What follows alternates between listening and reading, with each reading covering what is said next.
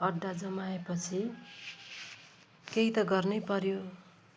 त्यस पछाडि मैले डोजर चलाउन थालेँ मजाले। तर हत्तपत्त टेर्ने होइन त, अँटेरी यति अँटेरी है। अनि म चाहिँ एकदमै प्रयास गरिरहेछु। डोजर पनि चलिरहेछ, धमाधम डोजरले काम गरिरहेको छ। सुकुम्बासीहरू पनि अब चाहिँ केही काम नलाग्ने भयो भनेपछि भाग्न थाले। डोजर हेर्नुहोस् त यहाँ काम गर्दा गर्दा कस्तो भएको छ। फेरि यति धेरै छन् नि, तितर बितर भइरहेछन् घरभित्रै सुकुम्बासीहरू यसरी। तै पनि हत्तपत्त जरा गाडेको ठाउँ त कहाँ छोड्न खोज्छन् र।